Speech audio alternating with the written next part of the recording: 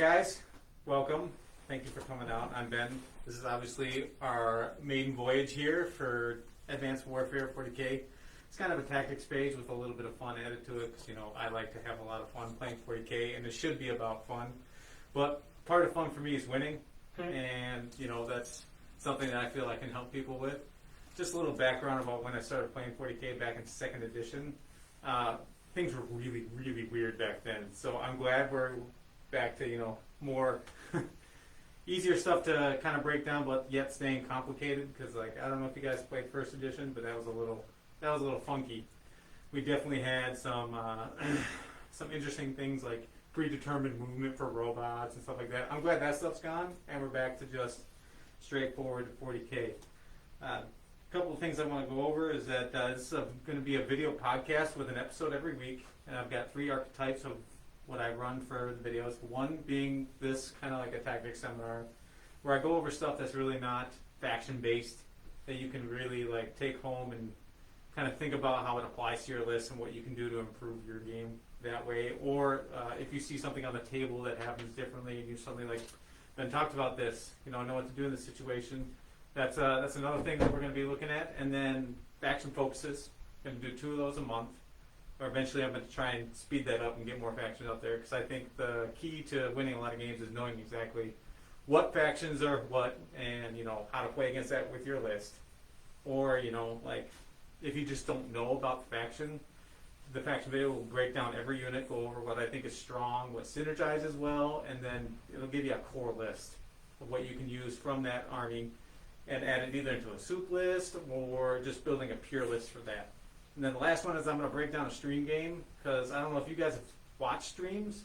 3-hour games for me can be a little bit drudging at some time. So I'm going to break it, condense it down, try to make it 45 minutes to an hour, depending on how good of a game it is. There's some games where it's just impossible to do that because there's so many good plays or bad plays. There's just a lot to talk about. But overall, that's the Advanced Warfare 40K podcast that we're going to be doing. And today's a little bit of a tactics seminar, going over the secondaries, the primary missions, and the GT packs, and just kind of introducing everyone to 8th to 9th. So I'm going to start off by going over the 8th to 9th kind of differences. The big thing is the board size.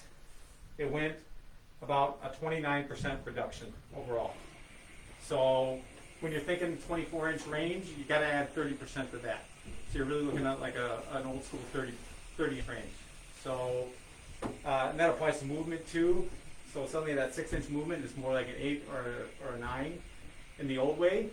So really got to start thinking about how this can affect the board and all that. Close combat gets a boost with that for the most part, but overall just better for the game.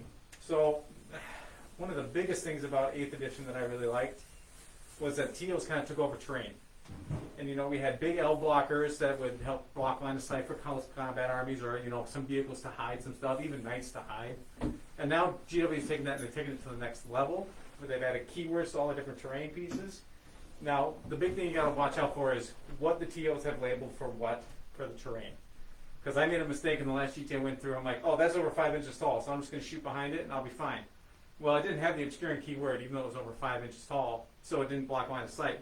So suddenly this whole army could shoot my one guy that I thought was safe. That was a mistake. Whoops. But, just kind of paying attention to those little tiny details there can really make the difference in your game. And that's a big change from 8th to 9th, being able to see those keywords and understand what's happening there. So another example for that is dense terrain. You're going to see pieces like this are going to come out. They're 3 inches tall, and they're going to be called imperial structures. You shoot through it, you're going to get a -1 to hit. So you got to use this to your advantage and also watch for it so it doesn't disadvantage you for when you shoot your guys over the terrain. Whew, it's kind of hot here. But so 8th edition I thoroughly enjoyed, and 9th edition has shaped up to be incredible changes as far as the state of the game. Obviously they changed from ITC type missions to GW made GT missions, and that was a big change for everybody. One of the things that really changed from 8th to 9th is that there is no killing in the primary mission. It is only holding objectives. what that creates is a completely different meta than what we had in 8th edition. And this is where a lot of people are frustrated with. They have these armies that are balanced, they kill, they hold, they move around the board better. Now with the smaller board, you need less mobility, and without killing in the primary, you can build lists that are just tough. They don't need to kill a whole bunch, but they just need to do what I like to call denial for the secondaries, and then they just need to be tough and hold the board, because then you'll be able to pick up your own secondaries here. That's a big, big, big change from 8th to 9th. Because you're not going to have these quick Eldar, scooting around the sides of the board, taking over, scoring like recon, and tailoring their lists to hit, like big game hunter and all that stuff. You really got to be mindful of these, because the primary mission and these, a lot of them are the same.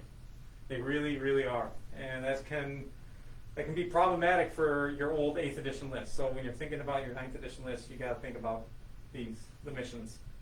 And that I'll segue into the secondaries here. I am going to talk about what I think the archetype lists are for metas, but I think it's important that we do these first, the secondaries, because these are what your lists are going to be built off of. So starting off with battlefield supremacy, no mercy, no respite. These are the different categories that you can pick from. You get 3, and it's 1 from each category minimum. So you can't pick 2 from one category. So, and then we've got shadow operations and warpcraft, purge the enemy. So when you're making your list, you got to think about what your list gives up here, and then what else you think other people are going to do. And I'll get there. But battlefield supremacy, this is by far the easiest one in the game to get, just because of how the missions play with primary. You're going to be on all 4 quarters a lot of the times if you're playing the missions right, which is this is score 2 victory points at the end of your turn if you have more units in 3 of the quarters. And then 3 victory points if it's all 4 quarters, but they can't be within 6 inches of the middle. Now, most of these missions don't have an objective in the middle. There's a couple that do, but for the most part, they're on the outskirts or in your deployment zone. So you're already going to be doing this by getting the primary. So this one is a lot. I take this one a lot. Line breaker is get 4 points if you have 2 or more units in your opponent's deployment zone at the end of the turn. This one is good if you have really, really fast units or some sort of deep strike mechanic where you can come in with like within 9, like dynamic insertion for the Grey Knights within 3 inches.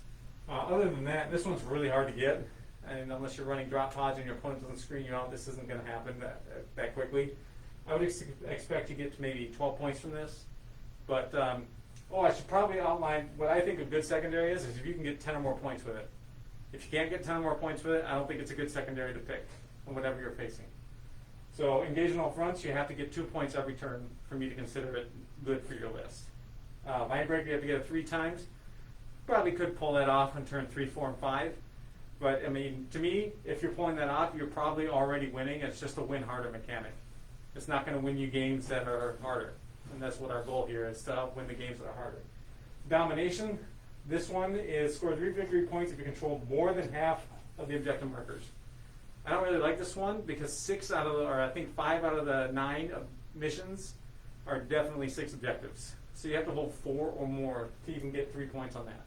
And to max it, you need to do that every turn. I don't think you're getting more than 9 points on this, unless it's the 5 objective one and you're playing like Custodes, where you just take 3 and just hold them. Excuse me. No mercy. No respite. This one's more of the killing aspect. Then the ranks. We haven't seen this one yet because the meta hasn't shaped out for this, but it's coming, guys. This is the Horde one. It's you tally models you've killed and then divide it by 10, and that's how many victory points you get. Right now, we're not seeing this. We're seeing a lot of Death Guard, vehicles, lots of tough units like Primaris Marines.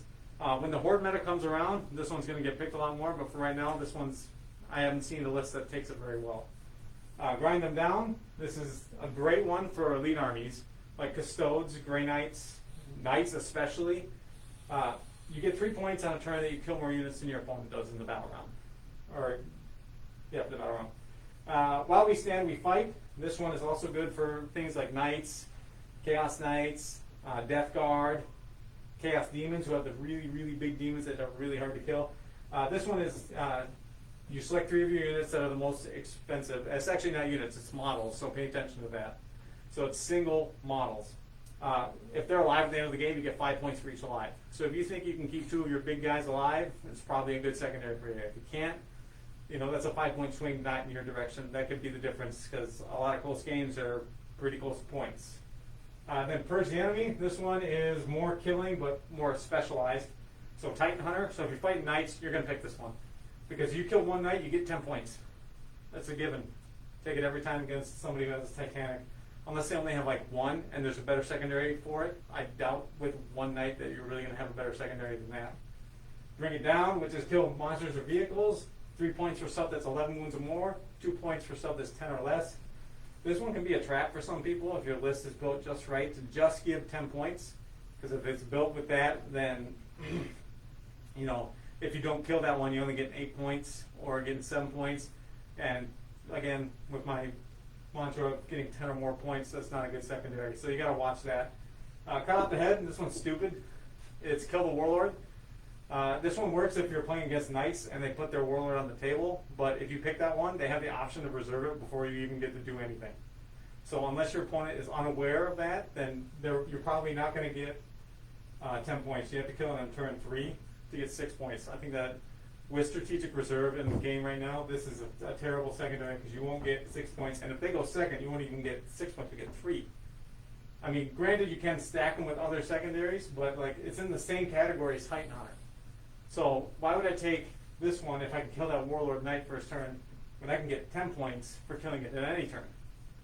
So I just don't see that one yet. Assassinate, this one's, you know, for those character spam lists, got 3 or more characters. You know, I maybe think about it. 4, if they have 4 that are easier to kill. Like a trap one for me is Grey Knights, when you have Drago, Boldus, and a couple of Grandmasters and baby cages. A lot of people take Assassinate against my list here, and it's trap. Because it's very hard to remove all 4 of those characters. I'll protect them the best I can behind a Terminator wall. But if they have like guard and they have a bunch of characters, that's definitely one you should look at. Shadow Operations, these ones are kind of weird in a way. They're universal, but they're mostly infantry based. Actually, they're all infantry based, but for the most part, characters can't do it either. This one you actually can do with the characters, raise the banner. So basically you have to hold an objective, no enemies by it. Raise the banner, you lift it up. At the beginning of your next command phase, you'll score a point if that banner is still in the air. Now you lose the banner if your opponent takes the objective at the end of any phase, period. Fight phase, assault phase, anything. So raise the banner is pretty good if you have an infantry heavy army and you're facing vehicles, because they're generally probably not going to take that from you. Characters can do that one too. Investigate sites, this one is in the middle of the board, no enemy units, 6 inches. You have to you do the action, and for those who don't know about actions yet, actions means you do nothing, essentially, for the turn. You don't get your auras if you're a character. You can't shoot, you can't cast attack power. I mean, you can fight if you get charged, but you can't charge. Things like that. So investigate sites being in the middle. This one's kind of hard just because, you know, the middle of the board is so easy to get to now. It's only like 10 inches from your deployment zone. You can get charged pretty easily. But on the counterpoint here, you can use this to draw your opponent to where you want them to go. So that could be a consideration if you wanted to do that. Like, hey, I'm going to be over here, but I'm going to take investigate sites, so you have to come get my little piddly guy in the middle. Might work, but you're sacrificing some points, but it's a thought. And then scramble, deploy scramblers. Actual rolled scrambled eggs. This one is one of my favorite ones because it is pretty easy to get, and usually the list that I make can get it pretty easily. This one is start the action, and when it finishes at the end of your turn, you have to do it in your deployment zone, in no man's land, which is 6 inches out of the deployment zone, and then in your opponent's deployment zone. If you do all 3 of those throughout the game with any infantry unit, you score 10 points. That's a great one against units or lists that have a lot of denial for secondaries, because it's really, really easy to get if you have, you know, any kind of things you can strategic reserve with infantry, or, you know, like gate or deep strike or drop pod, anything that can get out and just do a quick action. And we'll go over that with list building, of having something built in like that. Teleport Homer, this one is doing action in their deployment zone. It's completing at the end of your next command phase. So that's the part that I don't really like about it, is that you have to stay there for a whole turn and not get killed. But you get 4 points if you do that. I don't think you're doing that 3 times unless you're absolutely clobbering your opponent. So again, it's just a win harder mechanic here. I don't think in a close game you're going to get more than 8 points off of it. So to me, it's not the best secondary. Warpcraft, this one, the only one you should really consider, unless you're taking a pretty psychic heavy army, is a For the Witch, and that's when you play a psychic army. In list building, I wouldn't take a single psyker anymore, just for the off chance that you might hit Thousand Suns or Death Guard who have a bunch of psychers, or like Eldar that might have a bunch of psychers. This one, a Horror of the Witch, is 3 points for every psychic unit you kill, 5 points for every psychic character. So if they have 3 psychic characters, you can take that with Assassinate and stack up points quick. Or if they have like psychic vehicles, it also works for Bring It Down. So all these secondaries can stack as far as killing, but we'll go over that in the list building. The other Warcraft ones are Psychic Ritual, and this one's good if you have a really, really tough single psyker. It casts on a 4, you have to be within 6 inches of the middles, and that same character has to do it 3 times. So whoever you're planning on having do that, they better be super tough and be able to just take a beating, and then, because they're going to get gunned for the second they cast that first Psychic Ritual. But you get 15 points if you do that 3 times. So if you have somebody that can do that and withstand that, it's a great option. Now the plus side to the psychic actions is they're not like the other actions where you can't do anything. You only get that 1 psychic power, that's it, but they can still fight, they can shoot, they can charge. That's a bonus, but at the same time it can be a bit of a trap because it has to be the same guy 3 times. There's another one, Warcraft. It's, oh gosh.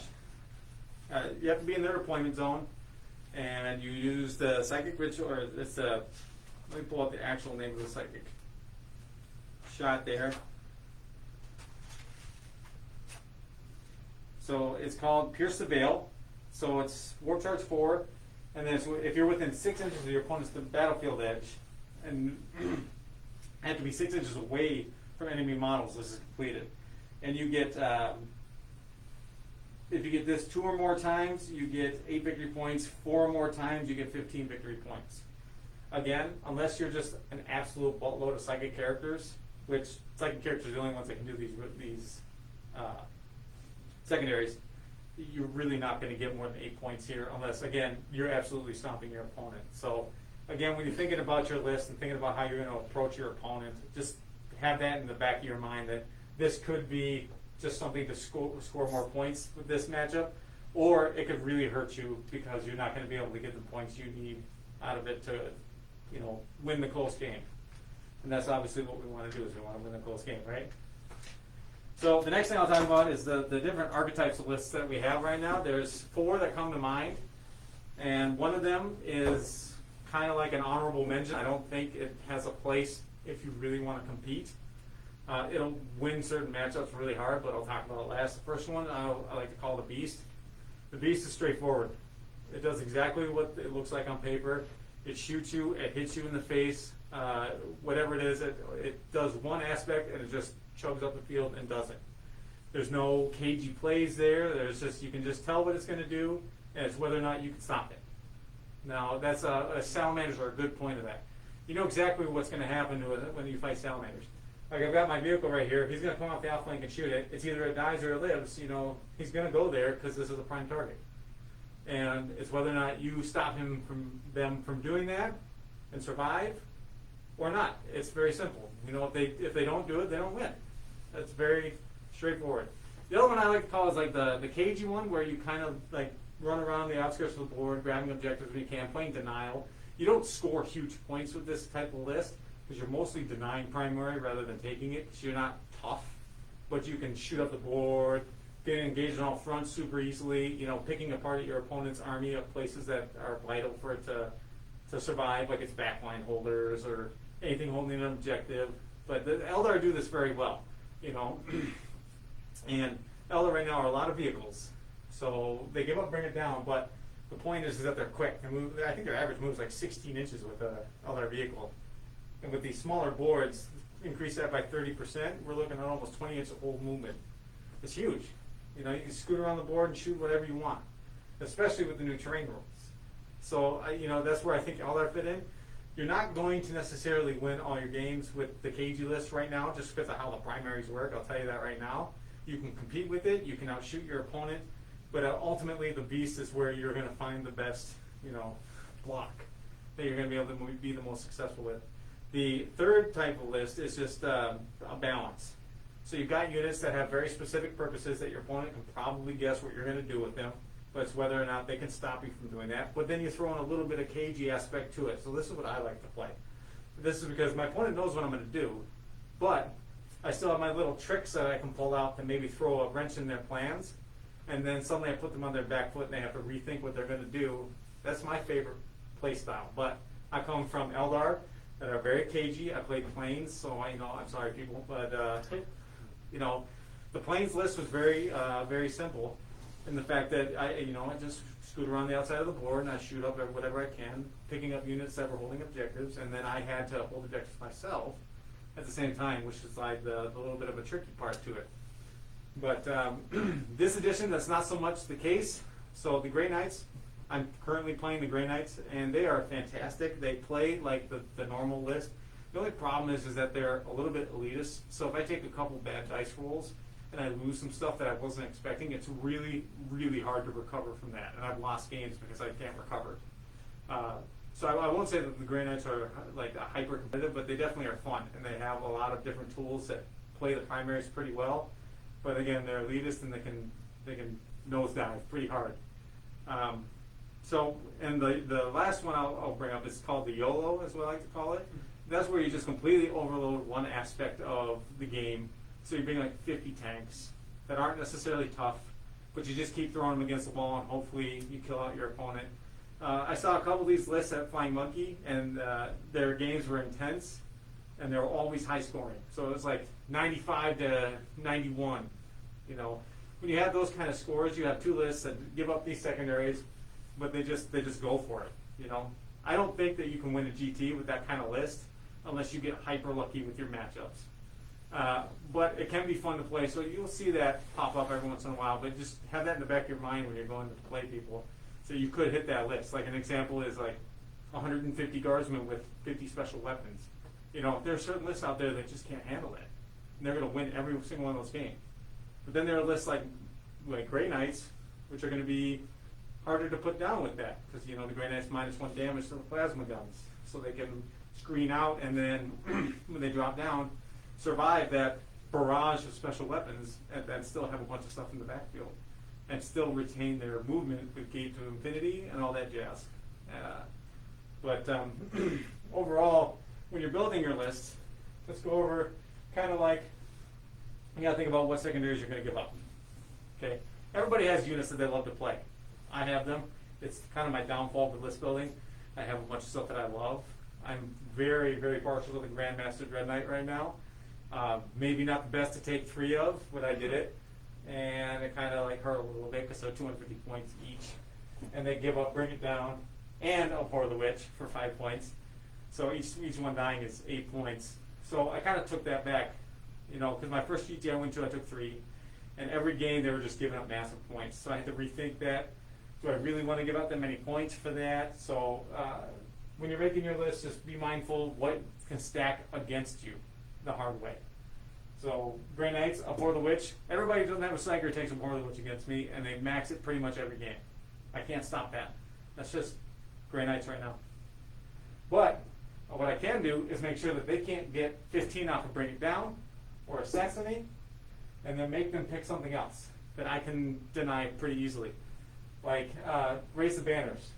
I've got Dynamic Insertion, which, if you guys don't know, is a stratagem for 1 point. I can drop in within 3 inches, just outside of 3 inches of enemy units. So if they're holding that objective, but they're holding it on the outskirts, I can drop down and take it from them, and that takes down their banner. And then I also stop them from getting primary then at the same time. So those are the kind of like tricks I think about when I'm making like, okay, how many units do I need in dynamic insertion and what do I need for it? And it also makes me think about what kind of characters I'm going to take too. Because the old way for dynamic insertion to work was you took an apothecary with the shard and then dropped it down and did, inner fire at +2 to cast, and you can re-roll. It's rolled on 3d6, so you just get this massive mortal wound bomb.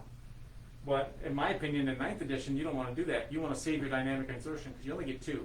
So you only drop in turn 2 and turn 3. After that, they're destroyed if they're in reserve. So you want to save that to take primaries, because primaries is half of the game's points. and the other half are secondaries. So if you can deny secondaries and get max primaries, that's when you're going to start winning a lot of games, big time. And how you do it is the three archetypes that I just kind of glossed over and talked about. But I'm going to kind of open it up. You guys can ask questions. We're going to kind of go over stuff that you may want to hear about more of that I might not have covered. So I'm going to start with the people actually here. Sorry, guys, but anybody have any questions for right now on this first segment? Oh, crickets. Nope. Okay. Well, I'm going to sit down and take a look. Whew. If you have an army that runs off of elite units, so say like an Eldar army, and you need to take some Psychers because they're massive components to your list building, how many should you probably be looking at taking in your list? Well, that depends on the psyker. Okay. So like orcs, I'd only take one or two, just because you can only take a maximum of 3 realistically, and you can make them a warp bed so they can cast twice. So what are you looking to do with the psyker? If you're looking to do psychic actions with orcs, I would advise against that, because you can only take 3 psychers. If you're doing like Grey Knights, you just gotta YOLO it. Just do whatever you gotta do. You're gonna give up max of 4. Just be mindful though. Assassinate, bring it down. So like Vendreads, they give bring it down and abhor. Assassinate characters give up assassinate and abhor the witch. So to answer your question, it's a lot more complicated than that. Like if I were to take Space Marines, I probably wouldn't take a librarian right now, unless I wanted that librarian to specifically do something that wins me games, which I just don't see right now. So I would just leave it out on the chance that you play Thousand Suns, play Grey Knights. You've got the juicy 15-point Abhor the Witch open for you. You're going to get that on both of those matchups, no problem. Same with Chaos Demons too. They run a lot of Psychers as well. But sometimes the Super Chicken and the Great Unclean One, they're hard to put down. So you really don't want to mess with those. Okay, I guess I got a question. So I was thinking about what you're talking about with a big beefy psyker to control the middle of the board. Do you think, I played Chaos Knights, would it be an option, do you think, to turn one of my knights into a psyker and then take that, or would I not do that and then just bank on, I guess it would depend on what do you see the meta being with my potential to score before the witch? The only thing I'll say about that is that it'll make maybe some of your other matchups easier, because you might be able to pull it off with that knight 3 times. And if you made that knight something not like your warlord, so it had to be focused somewhere else, that could be some merit to it. But that would probably be the first knight I kill, even with your warlord on the table. Right. But that might open you up to Keep my other stuff better alive.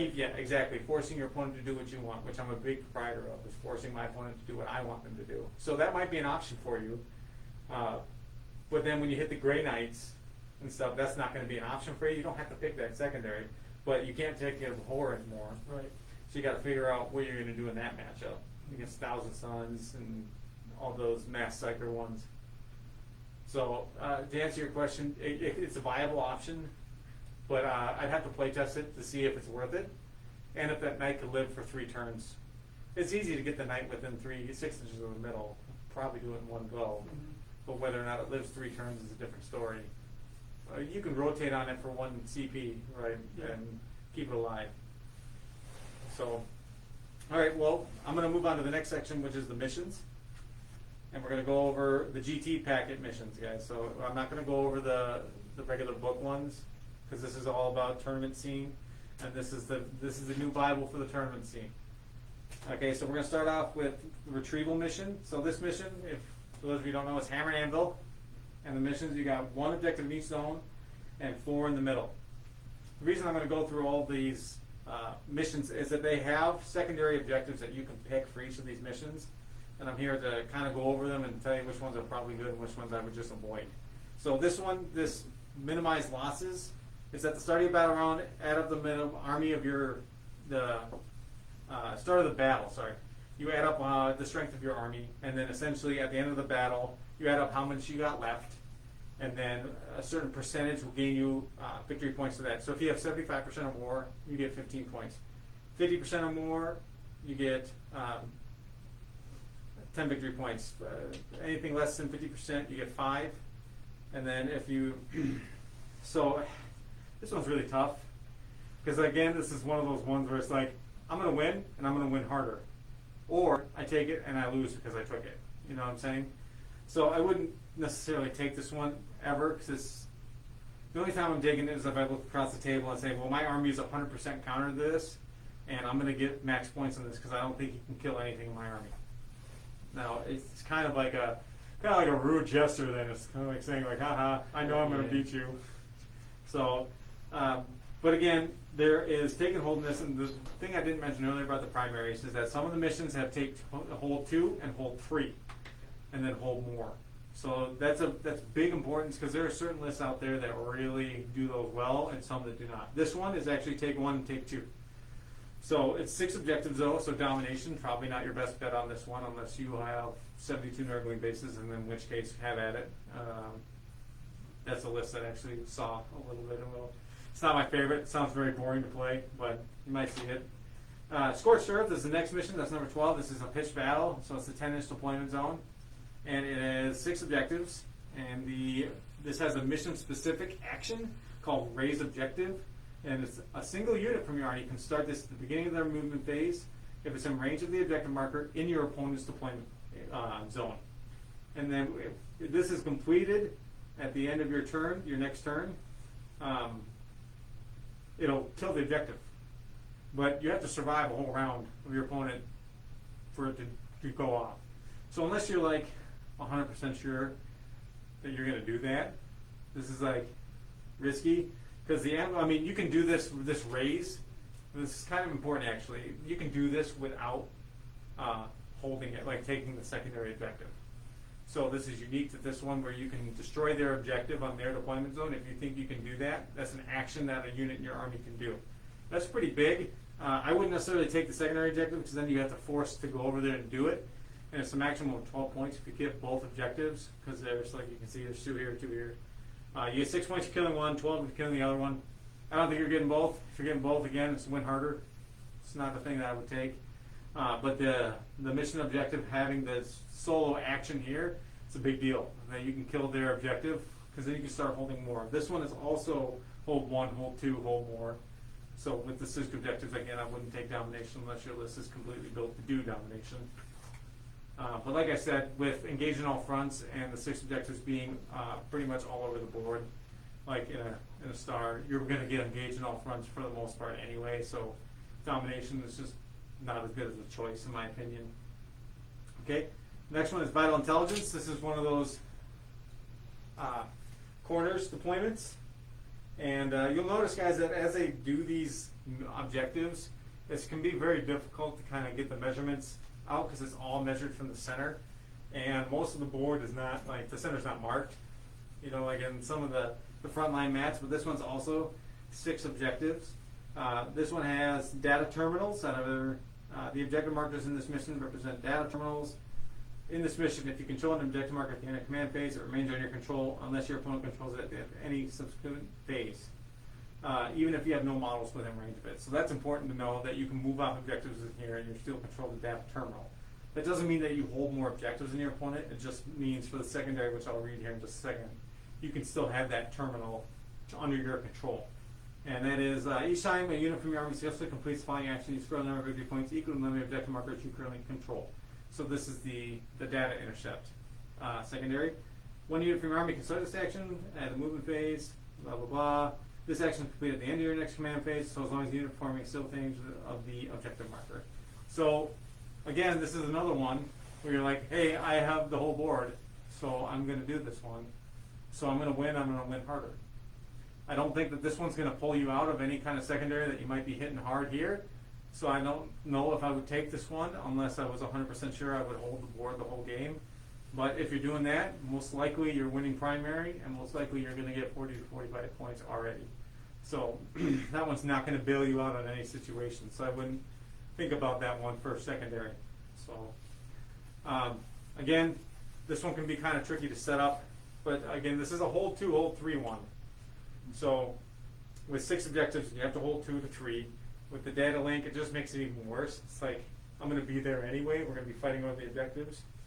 and it's just going to be tough. I've noticed that the hold 2, hold 3 games are usually lower scoring too, guys. So if you see that, pay attention to what mission order you're playing in so that you can plan for this. Especially if you're playing Custodes.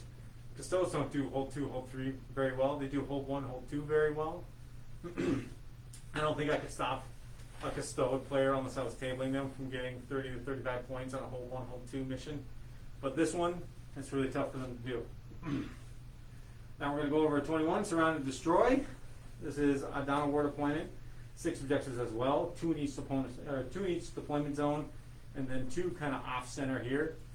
And this one is called Surround Them for their secondary objective. You score 4 victory points at the end of your command phase and the end of the battle if you control both objective markers in your opponent's deployment zone and 1 or more objectives in your opponent's deployment, or both objective markers. What? Okay, I'm sorry. Score 4 victory points at the end of the command phase and at the end of the battle if you control both of the objective markers in your deployment zone and 1 or more in your opponent's deployment zone. Score 8 instead if you control all 4 objective markers that are in the deployment zones. Now, this one is good because it's both during the game and egg game.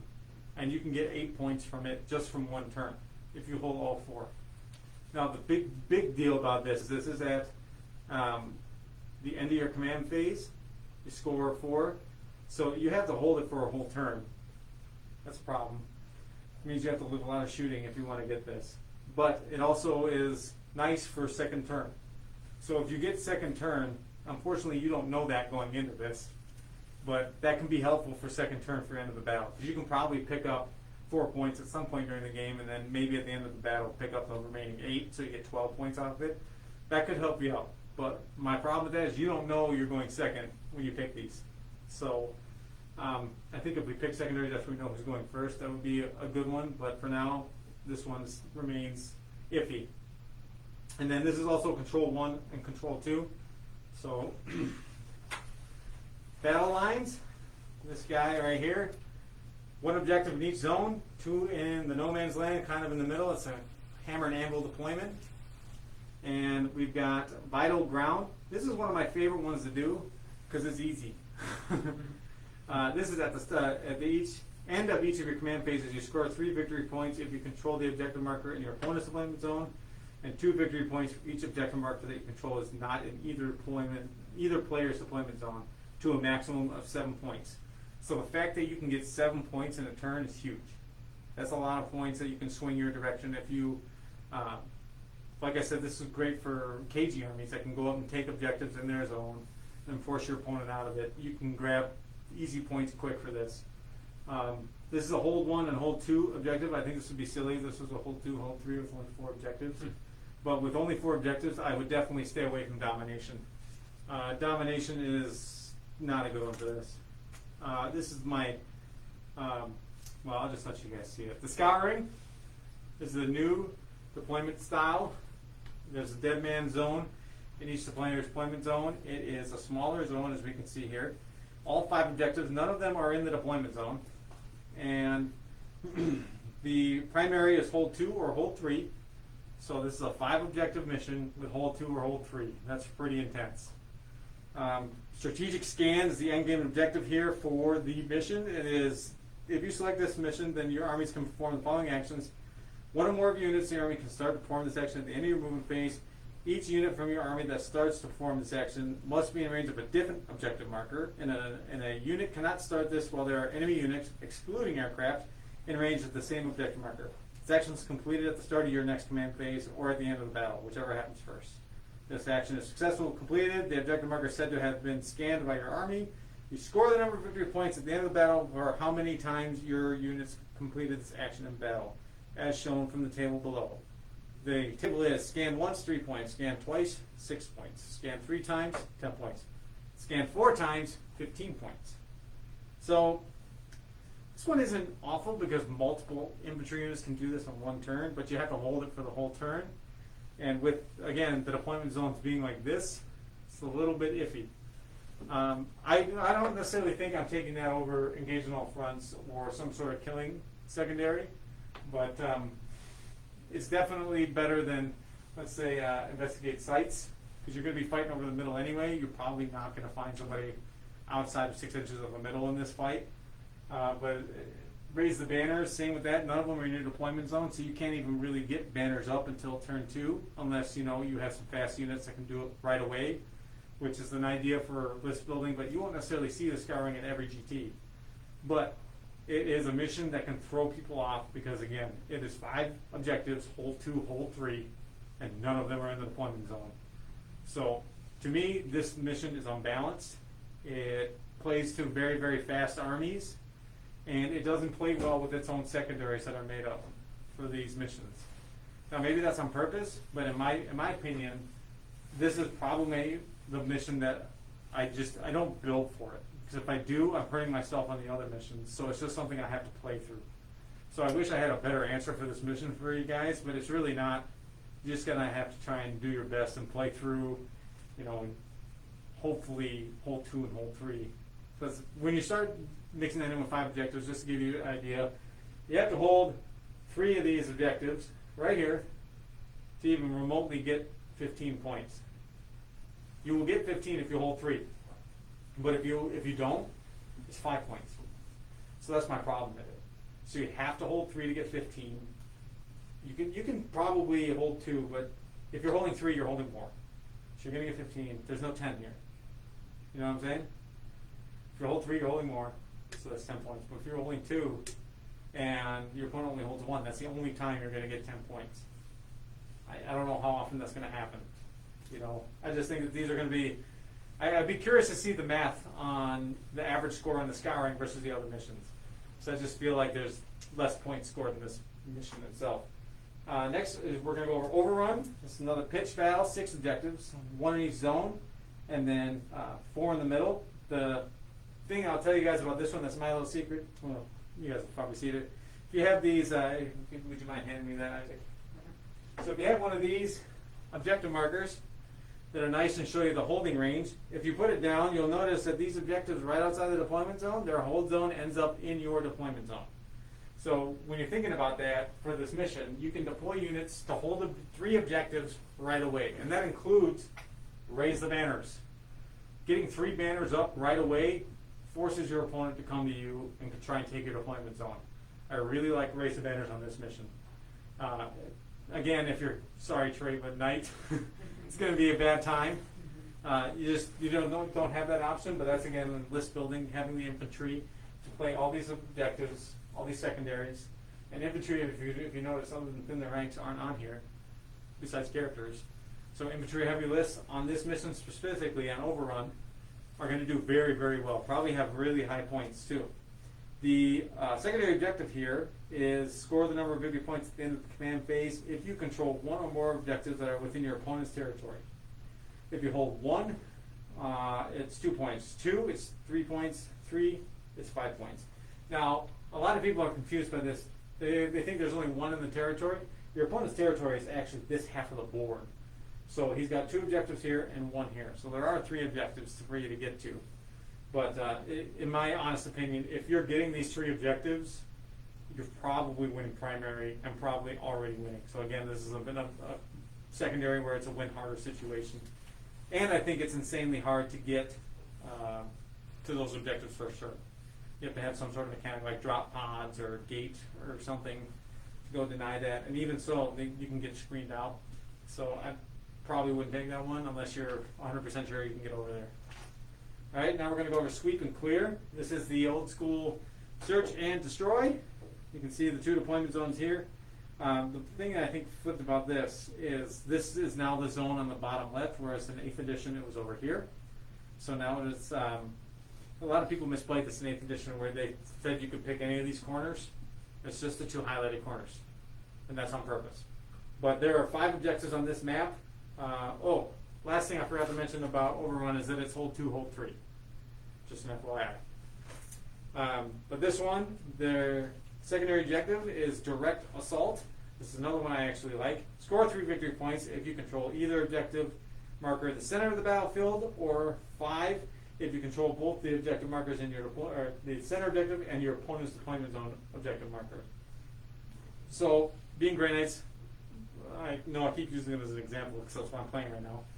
Dynamic insertion makes this a lot of fun for me, and it's actually pretty easy to pull off, unless my opponent just swarms their deployment zone, in which case I'm probably taking over the board anyway. So by selecting this one, I'm forcing my opponent to spread out and do what I want them to do. So usually on sweep and clear, I am going to take this one, because I can take that center objective pretty quickly with gate. Or if you have a drop pod, or if you have somewhere like Eldar can move right on it with a tank. Knights can move right on it too. There's just a lot of fast units do really well in this, and that have a lot of movement to it.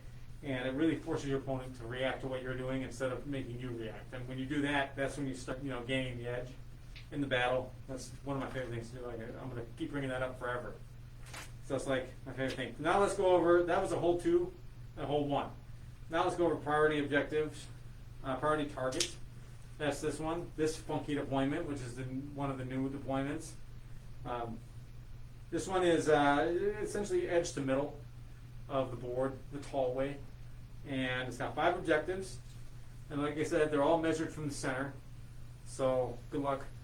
But the mission rules is priority objectives. This one you actually get to move an objective.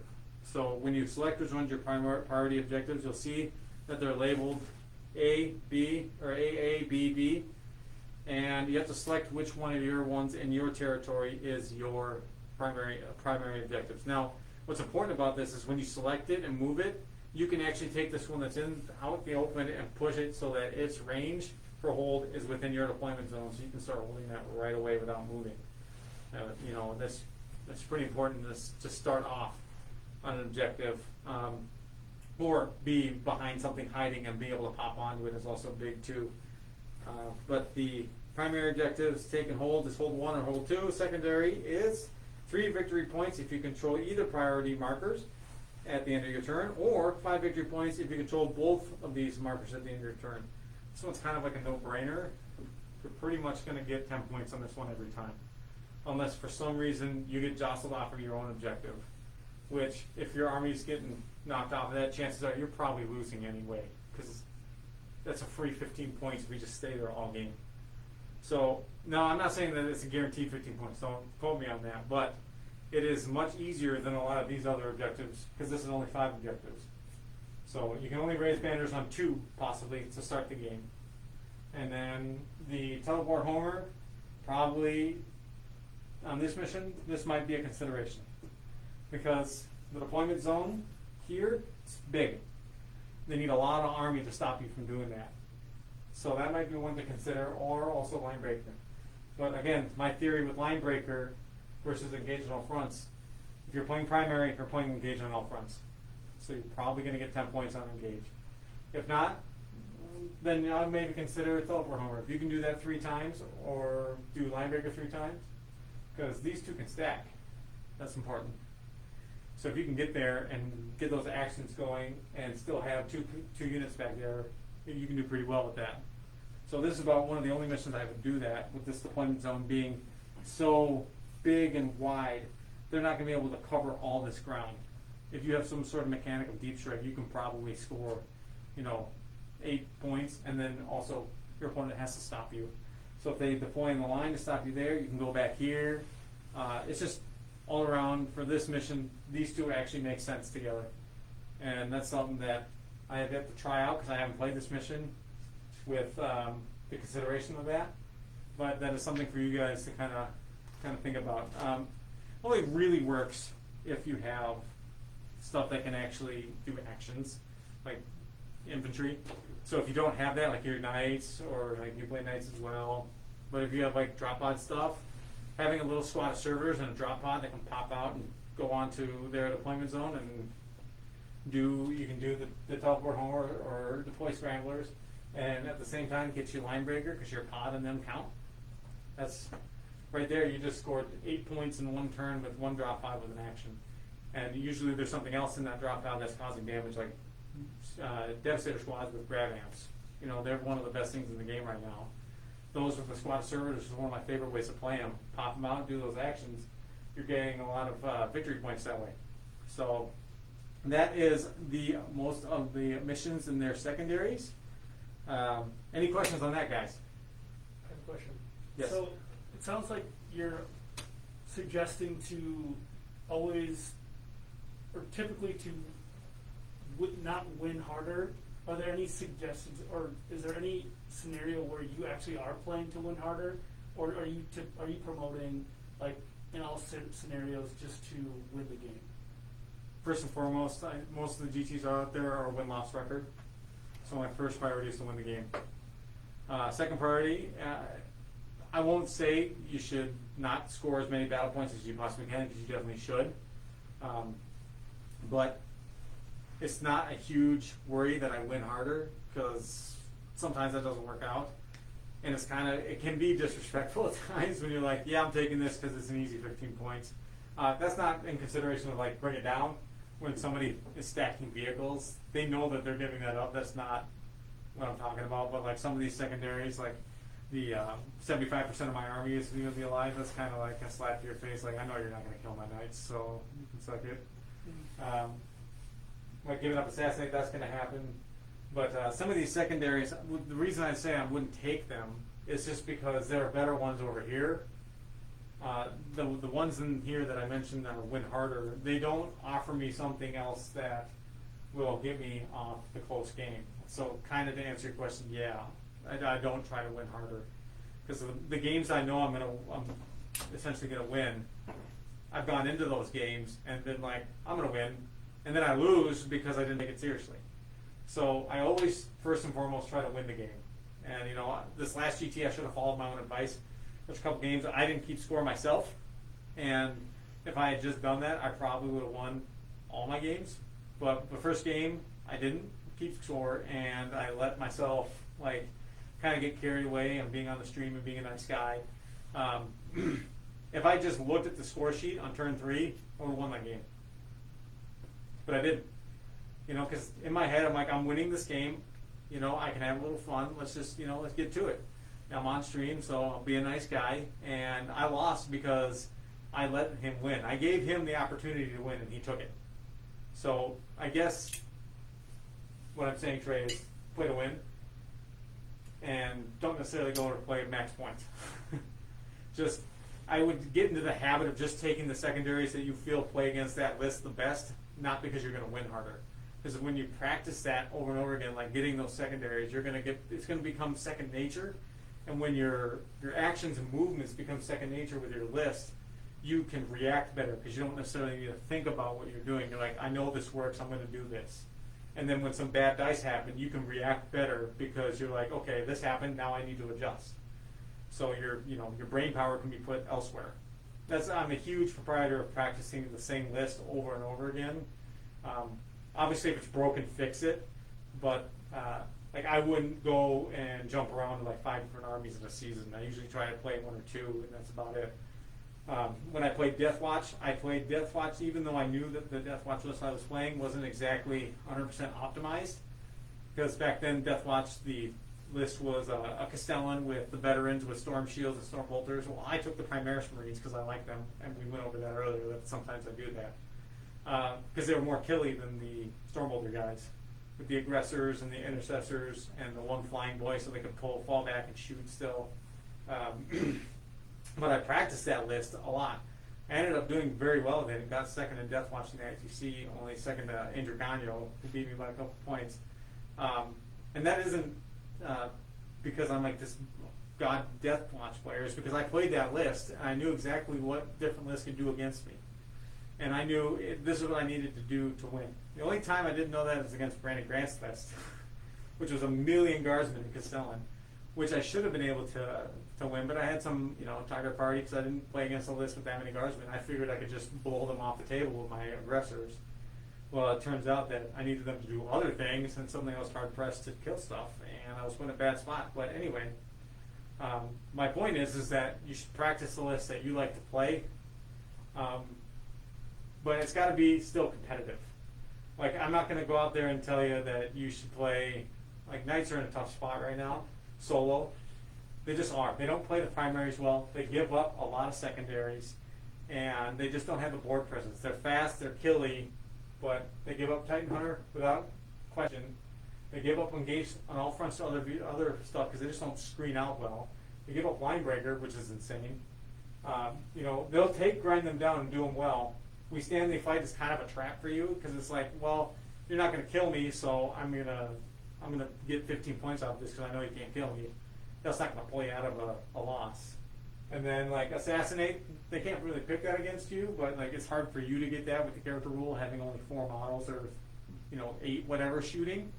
So this knight's not playing this and having 0 infantry is just kind of tough right now.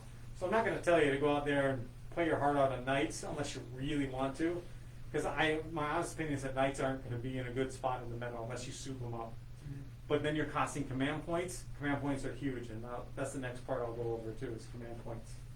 But any questions on the secondaries and the missions and the kind of list that I've already gone over currently? Just to touch base on something, there's only 2 that multiple units can do actions in a turn. Yeah, that's raise the banners and one of the secondaries Scouring.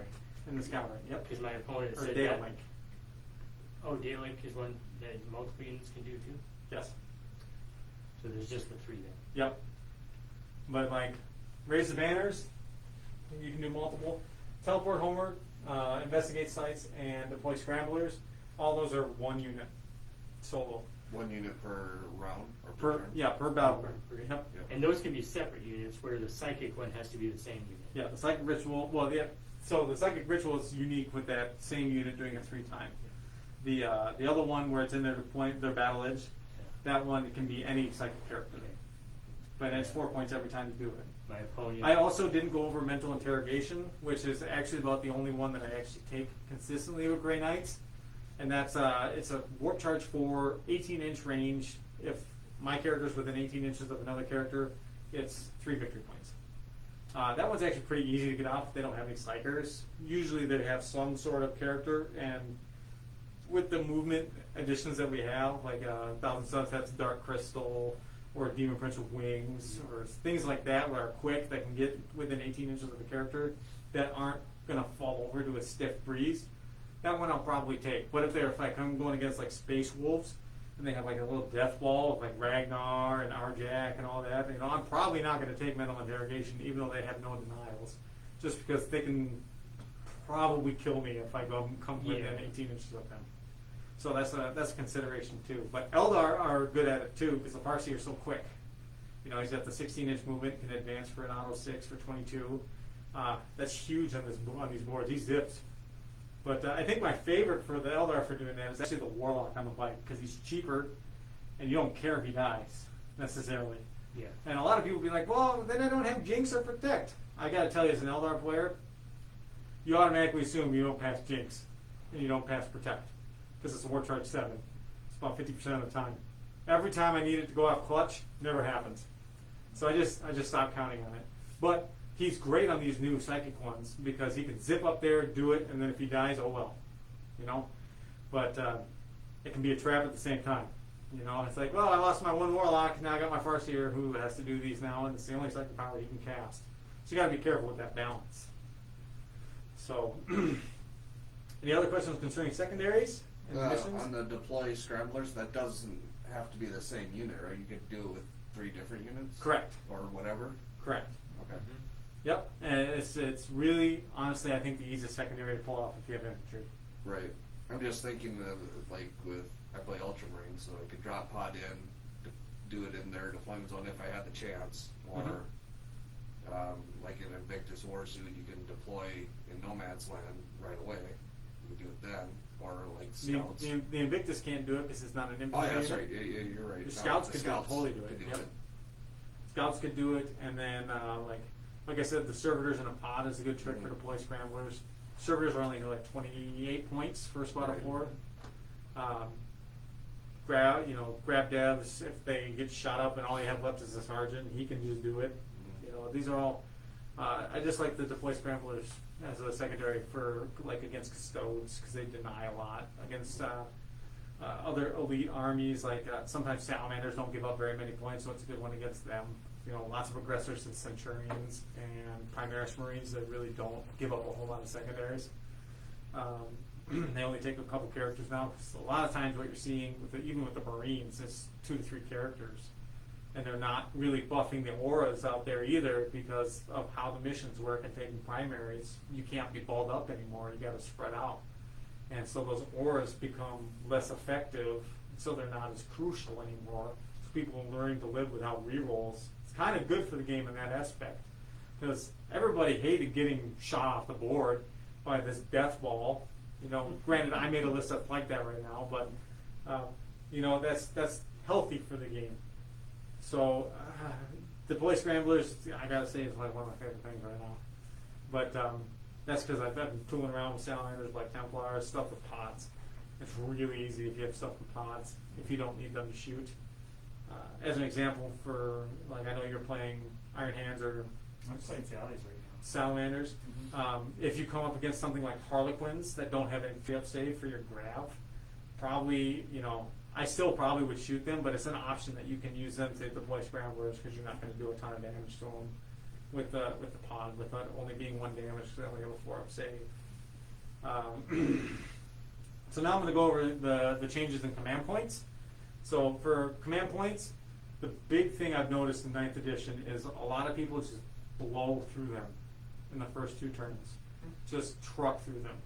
The biggest change from 8th to 9th is that you generate a command point at the